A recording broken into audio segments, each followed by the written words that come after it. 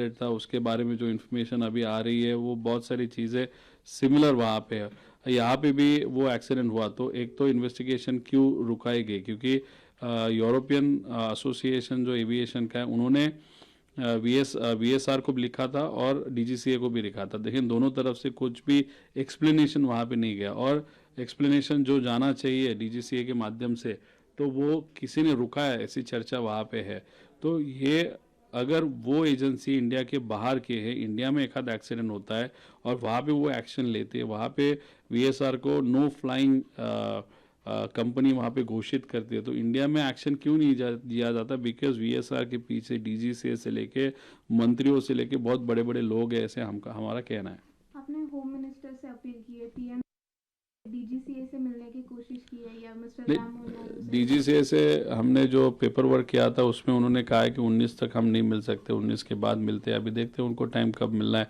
उसी के साथ जो एविएशन मंत्री है उनको भी लिखा था, वो शायद उनके पास टाइम नहीं था। पहले लग रहा था कि वो बहुत बिजी है पार्लियामेंट में, अभी दिख रहा है कि वो किसी और कारण के कारण बिजी है कि उनका नेता ही इनडायरेक्टली उस वीएसआर में इन्वॉल्व है। उसी के साथ शाह साहब प्रधानमंत्री साहब नहीं थे तो पार्लियामेंट में अमित शाह जी बिजी रहेंगे। तो देखो कौन अपॉइंटमेंट देता है नहीं देता, उससे इम्पोर्टेंट चीज़ क्या है कि अपने को लड़ना पड़ता है।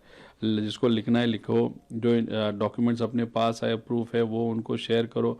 ये अपना काम है, वो मेरे लेवल पे हम कर रहे हैं। हमारे जो नेता है वो हमको सपोर्ट कर रहे हैं, सुप्रिया दी सपोर्ट कर रही है। अभी देखते हैं आगे जाके लीडर ऑफ अपोजिशन भी ये विषय को लेंगे कि नहीं लेंगे। दादा was big leader, big name, लेकिन और उसे छुपाने के लिए जैसा आप कह रहे हैं कि समवन इज बिग, तो ऐसा कौन बड़े नाम?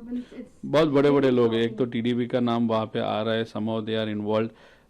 उसी के साथ बहुत सारे ऐसे बिजनेसमैन हैं जो बीजेपी के पास है, वो भी उसमें इन्वॉल्व है। महाराष्ट्र का बहुत बड़ा नेता वीएसआर के साथ इन्वॉल्व है। इस एक्सीडेंट के साथ नहीं होगा शायद। तो ये जो चीज़ें हैं, तो ये वीएसआर को बचाने वाले बहुत बड़े लोग हैं। ये तो वहाँ पे क्लियर होते जा रहा है, ऐसे लग रहा है। लेकिन sir there is a time, एक जमाने में एनसीपी के पास भी एविएशन मिनिस्टर हुआ करती थी, तो क्या ऐसे आपको उनके भी कांटेक्ट में है? देखो अगर हमारी बात करें तो हम मीडिया से बात कर रहे हैं, मीडिया से कुछ इन्फॉर्मेशन आ रहा है, कुछ एक्स ऑफिसर्स है, कुछ अभी के ऑफिसर्स है, कुछ वीएसआर के लोग हैं, कोई शुभचिंतक है, कोई एक्सपर्ट है।